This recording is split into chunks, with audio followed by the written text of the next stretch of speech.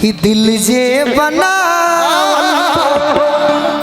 पगले नु होई प्यार जे बनावल उ होई कसाई दिल जे बनावल उ पगले नु होई प्यार जे बनावल उ होई कसाई। देखी भाभी गम के अगर नौजवान फैन बड़े राउर गीत के हम फैन है चंदन फैन बनल बड़े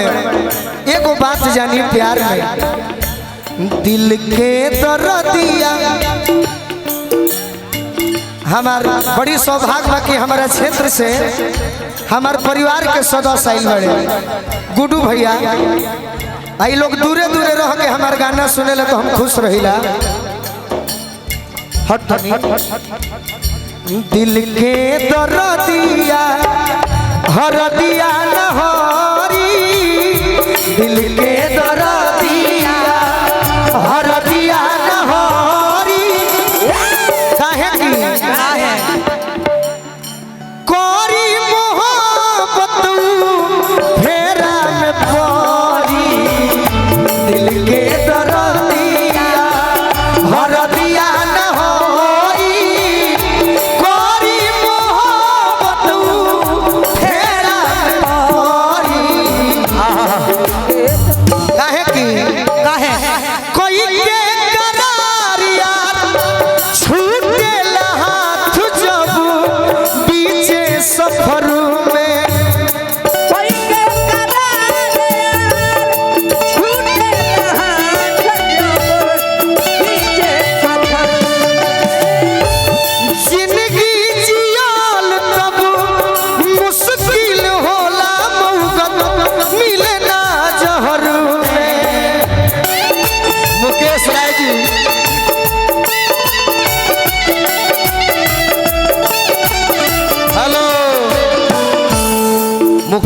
मुकेश राय जी पैक्स अध्यक्ष कैंडिडेट बने। अच्छा मुकेश राय नु हाँ 501 रुपया के पुरस्कार दिल ना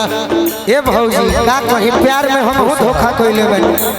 प्यार में धोखा सभे खाला पगड़ी से लागल रही पगड़ी से लागल रही लोरवा के लोरी गोरी मोहब्बत फेरा में पड़ी दिल के दर्दिया हरदिया नहरी गोरी मोहब्बत फेरा और का प्यार में एक बाद हम गावत क्या हो नहीं निभावल या बाबू सबका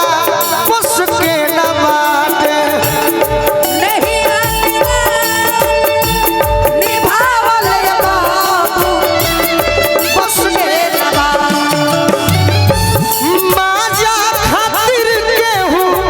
सोनू संग दिल अब सीना से साटे पुरैन के बात पर पुरैन के बात पर पानी भर